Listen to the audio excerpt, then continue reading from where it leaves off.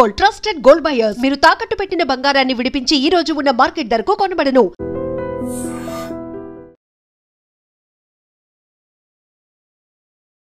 ఇంకేమన్నాడు కాళహస్తిలో మీకు?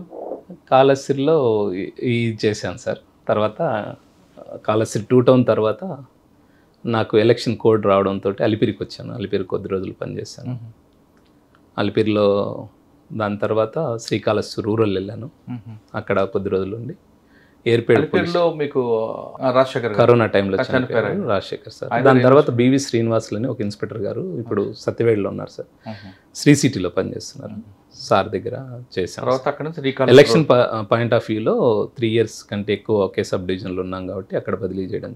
తర్వాత అగైన్ మళ్ళీ శ్రీకాళహస్తి రూరల్, దాని తర్వాత ఏర్పేట పోవడం జరిగింది సార్. ఏర్పేటలో ఉన్నప్పుడు రెడ్ శాండిల్ వర్క్ బాగా జరిగింది సార్. ఏర్పేట వరకు వెళ్ళక ముందు సార్ అలిపిరిలో చేస్తున్నప్పుడు ఎక్కువగా ట్రాఫిక్ ప్రాబ్లం సార్, తర్వాత ఆఫీసర్లకు రూమ్లు ఏర్పాటు చేయడం, ఇవన్నీ ప్రోటోకాల్ ఉండేది. ప్రోటోకాల్ అంటే నేను పనిచేసింది 2015 సార్. ఆ టైంలో అంటే ఇన్స్పెక్టర్ గారు SHOగా ఉన్న దగ్గర ఎస్ఐలకి కొద్దిగా బర్డెన్ ఉంటుంది సార్. సెక్టార్ వైజ్గా ఉంటుంది. నాకు ఈ జీవకోన మంగళం వరకు నాకు ఈ పోలీస్ స్టేషన్కి ఈస్టర్న్ సైడ్ ఉన్నటువంటి పార్ట్ అంతా నాదే ఉండేది. లెఫ్ట్ సైడ్ లీలామహల్ నుంచి స్ట్రైట్గా LIC ట్రైనింగ్ సెంటర్ అనేది రూమ్స్ లేవు అక్కడ. అక్కడ వరకు అదంతా కొద్దిగా స్లమ్ ఏరియా. ఎక్కువ ఈ రెడ్ శాండిల్ రిలేటెడ్ ముద్దాయిలు, అలాగే పైన పనిచేసే వాళ్ళు, దేవుడి కొండ మీద పనిచేసే వాళ్ళు అందరూ ఎక్కువ ఉంటారు. బాగా గొడవలు అంతా జరుగుతూ ఉంటాయి. వాటిని అన్నింటినీ ప్రివెంట్ చేసుకుంటూ అప్పుడు DSP గారు రవిశంకర్ రెడ్డి సార్ అని ఉండే. బాగా రౌడీ షీట్స్ ఇవన్నీ బాగా ఓపెన్ చేసాం. ఈ చిల్లరగా డబ్బులు వసూలు చేయడం, ఆటో వాళ్ళని బెదిరియడం ఇట్లాంటిది ఎక్కువ జరుగుతూ ఉండే. వాటిని అంతా కూడా మ్యాక్సిమం కంట్రోల్లోకి తెచ్చాం సార్. లీలామాల్ సెంటర్ పనిచేశారు. అక్కడ సెంటర్ ఏంటండి 24 గంటలు రౌడీజం కనిపిస్తుంటుంది, రాత్రి ఉండదు, పగలు ఉండదు. మ్యాక్సిమం బాగా చేస్తున్నాం సార్. ఇంకా తగ్గింది, ముందుతో పోలిస్తే బాగుంది. ఇప్పుడు తెల్లవారుజామున బస్సు దిగిన వాళ్ళకి ప్రాబ్లం ఉంటుంది సార్. నైట్ టైం అక్కడ టిఫిన్ సెంటర్ తినేవాడికి ప్రాబ్లం ఉంటుంది సార్. 1 or 2 ఇష్యూస్ ఉంటాయి, కానీ ఇప్పుడు బాగా తొందరగా రెస్పాండ్ అవ్వడము, డైల్ 100 రావడము, కమాండ్ కంట్రోల్, 24 గంటలు బీటు, భద్రత, అలాగే రక్షక్ వెహికల్స్, ఈ మూమెంట్ అంతా కూడా బాగుంటుంది సార్. చాలా ఇమ్మీడియట్గా తీసుకున్నాం. ఓకే, అక్కడ నుండి మీరు శ్రీకాళహస్తి రూరల్? అవును సార్. శ్రీకాళహస్తి ఏర్పేట చేశాను. ఏర్పేట తర్వాత బంగారుపల్లెంకి వెళ్ళాను సార్. ఏర్పేటలో మీకు చెప్పండి, మీకు అసలైన అక్కడ వారు అక్కడ స్టార్ట్ అయింది కదా. ఏర్పేడు అంటే ఎయిర్పోర్ట్ అందు ఉంటుంది కాబట్టి కొద్దిగా ప్రోటోకాల్, VIPs మూమెంట్ అంది ఎక్కువ. రెడ్ శాండిల్స్ ఎక్కడ మీకు ఎదురైంది అంటే అప్పుడు రెడ్ శాండిల్స్ అంటే మాకు ఈ ఫారెస్ట్ ఏరియా ఉంది సార్. కొద్దిగా ఈ back side Venkatagiri towards Venkatagiri మనం వెళ్ళేటప్పుడు శ్రీకాళహస్తి, బీవీపురము, గొల్లపల్లి, అలాగే ఆ పైన ఉన్నటువంటి గ్రామాలలో కొద్దిగా అక్కడ కూడా కొద్దిగా రెడ్ శాండిల్కి అంటే ఎంట్రీ అండ్ మెట్టు అటువైపు ప్రాంతం ఇటు కూడా ఉందా? ఇక్కడ ఏం లేదు సార్, ఈ సైడ్ ఏం లేదు. అంటే అడవి లేక్, ఫారెస్ట్ లేక్ ఎంటర్ అవ్వడానికి కానీ ఎగ్జిట్ అవ్వడానికి కానీ రూట్స్ ఉన్నాయన్నమాట. ఇక్కడ ఏర్పేట ఏరియాలో కూడా కొన్ని రూట్స్. బాకారాపేట అటుకది ఉంటుందండి. అక్కడ కూడా అంతలకల్లా మనకు ఏదైతే శేషాచలం ఫారెస్ట్ ఏదైతే ఉందో అక్కడ అంటే పోలీస్ మూమెంట్ ఎక్కడ తక్కువగా ఉంటుంది కొద్దిగా అనేది చూసుకొని కూడా వాళ్ళు ఎగ్జిట్ అవ్వడం కానీ ఎంట్రీ అవ్వడం కానీ లాంటివి చేస్తుంటారు. సరే, ఎంట్రీ ఎగ్జిట్ని ఎలా మీరు కంట్రోల్ చేస్తారు అక్కడ? సర్వేలెన్స్ సార్ కంప్లీట్గా కానిస్టేబుల్ నందు పెట్టడం, కోంబింగ్ ఆపరేషన్స్కి అందు అటెండ్ అవుతూ ఉండడం. వచ్చిన ఇన్ఫర్మేషన్తో ఏర్పేటలో ఉన్నప్పుడు ఎక్కువ చెన్నైలో ఉన్నటువంటి గోడౌన్స్, దానికి సంబంధించినటువంటి అక్కడ ఎక్కువ సీజ్ చేయడం జరిగింది సార్. అప్పుడు ఉన్నటువంటి ఇక్కడ ఏర్పేటలో పనిచేస్తున్నప్పుడు పుష్ప లాంటి వాళ్ళు ఎవరైనా ఎదురుపడ్డారా? ఉన్నారు సార్. అంటే కొన్ని కేసులలో అరెస్ట్ చేయడం కూడా జరిగింది. అంటే మా పరిధి కాకపోయినా కొన్ని సబ్ డివిజనల్ పరిధిలో ఉన్నటువంటి ఆఫీసర్లు అందరూ ఉమ్మడిగా ఇంతవరకు చూడండి. స్మగ్లింగ్ చెప్పండి, అక్కడ సినిమాలో చూడండి స్మగ్లింగ్ జరిగేది అక్కడ?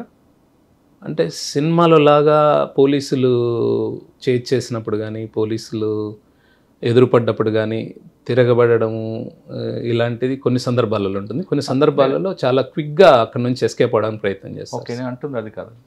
వాళ్ళు పాల క్యాన్లలోని లేదా కిందన ఒక ట్రాక్, ఒక లాకర్లా చేయించుకొని తేవడం అలాంటివి ఎదురుపడి ఉన్నాయి సార్. ఉన్నాయి. అంబులెన్స్లో తీసుకొని పోయేది లాక్స్ని, అలాగే పాల వ్యాన్లలో అందరూ తీసుకొని పోయేది, ఇలాంటివి ఉన్నాయి. అలాంటి కేసులు కూడా చేసి ఉన్నాము. కాకపోతే నేను చిత్తూరు తాలూకాలో పనిచేసేటప్పుడు అంబులెన్స్ లాంటివి సీజ్ చేసి ఉన్నాము. వాటికి సమాచారం మనకు వస్తుంది. కొద్దిగా టెక్నాలజీ డెవలప్ అయిన తర్వాత మేము కూడా కొన్ని డౌట్ ఉన్న ఇన్ఫర్మేషన్ ఉన్నటువంటి వాటిలో మేము కూడా ట్రాకర్స్ లాంటివి పెట్టి కొద్దిగా తెలివిగా చేస్తే దొరుకుతాయి సార్. లేదంటే అంత ఈజీ అంటే ఎలాగా చెప్పండి ఒకసారి. అంటే మనకు GPS ట్రాకర్స్ ఉంది ఇప్పుడు అవైలబిలిటీ వచ్చేసింది సార్. బాగా మనకు డౌట్ ఉందనుకోండి, ఆ పర్టికులర్ వెహికల్కి మనం జీపీఎస్ ట్రాకర్ని అటాచ్ చేస్తాం. లైక్ అయస్కాంతం లాంటి మ్యాగ్నెట్ పెట్టడం, లేదంటే ఎక్కడన్నా దాన్ని మన ఇన్ఫార్మర్ తోటో లేదా మనమో దాన్ని సెట్ చేస్తాం కొన్ని వెహికల్స్. ఆ వెహికల్ మూమెంట్స్ని చెక్ చేస్తూ ఉంటాం, మనకు ఐడియా వచ్చేస్తుంది. అంబులెన్స్ ఎలా పట్టుకున్నారు మీరు? అంబులెన్స్ కూడా మాకు ఒక ఇన్ఫర్మేషన్ ఉంటుంది సార్, అంటే క్రెడిబుల్ ఇన్ఫర్మేషన్ తోటే చేసాం. ఒక దగ్గర ఆంబుస్ లాగా వేసి బ్లాక్ చేసాం ఎక్కడిదక్కడ. అంటే అంబులెన్స్ వస్తూ ఉంటుంది సార్, మనము యూనిఫామ్లో కనపడ్డా లేదా చాలా హైవేలలో 8 లైన్ హైవేలలో చాలా కష్టం ఉంటుంది. మేము చేసింది 8 లైన్ హైవే అది. అలాంటప్పుడు మనం వెంకటగిరి టు తిరుపతి? లేదు sir, Tirupati to Vellore side, Vellore Tamil Nadu. మేము ఆల్మోస్ట్ చిత్తూరు కలెక్టరేట్ దగ్గరలో ఉన్నటువంటి ఒక ఏరియాలో ఎక్కడైతే నేరోగా రోడ్డు ఉందో అలాంటి కల్వట్టు అలాంటివి ఉన్న ఏరియాలు, అంటే వాడికి వేరే ఛాన్స్ ఉండదు, ఇంకా వెహికల్ని సైడ్కి తీయలేకూడదు. అలాగా ఉన్న దగ్గర బ్లాక్ చేస్తేనే మనకు వర్కౌట్ అవుతుంది. అదంతా ఒక జాగ్రత్తగా ప్లాన్ చేసుకోవాలా. లేదంటే వాళ్ళు మనం హిట్ చేసుకుంటూ పోవడమో లేదా సైడ్ పోవడమో లేదా మామూలు నార్మల్ జనాలకు కూడా ఒక్కోసారి ఎఫెక్ట్ అవుతుంది. ప్రాపర్టీస్ కూడా కొన్ని ఇళ్ళ లేకందు. అంబులెన్స్ మీరు పెట్టించాడు డౌట్ రాకుండా, వాడికి డౌట్ రాకుండా మీరే ముందు పెట్టారా, లేదా మీకు ఇన్ఫర్మేషన్ వస్తే అంబులెన్స్ మీరు రెడీ చేస్తారా? ఒక అంబులెన్స్లో వస్తుందని ఇన్ఫర్మేషన్ సార్, దానికి మనం ఏం చేసాం, మన స్టాఫ్ను అక్కడక్కడ పెట్టాం. అంబులెన్స్ వస్తుంది అని మనకు చెప్తూ ఉన్నారు. మేము ఎక్కడైతే బ్లాక్ చేయాలనుకుంటున్నామో ఆ పర్టికులర్ పాయింట్ వచ్చే వరకు వెయిట్ చేస్తాం. వచ్చే ముందు ఏం చేస్తామంటే ఆల్రెడీ మేము కొన్ని లారీలు అవన్నీ తెప్పించి పెట్టుకొని ఉంటాం. అంటే వెహికల్ ఇట్లా రాగానే ముందు వెహికల్ లారీలతోటి బ్లాక్ చేస్తాము, బ్యాక్ బ్లాక్ చేస్తాం. సో మేము పక్కనే ఉంటాము ఆంబుస్ లాగా, ఇమ్మీడియట్గా పోవడం, రష్ అవ్వడం.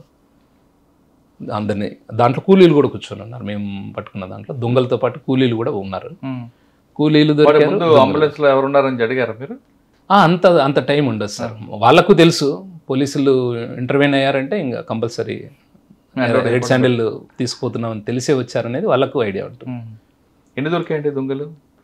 దాంట్లో అరౌండ్ ఒక 50 దాకా దొరికాయి సార్ లాక్స్. ఎక్కడి నుంచి తీసుకొస్తున్నారట వాళ్ళు? అవి మన పాకాల ఏరియా దగ్గర నుంచి మనకు ఇన్ఫర్మేషన్ వచ్చింది సార్, అక్కడ నుంచి మనం చేసాం. కల్లూరు ఆ ఏరియా.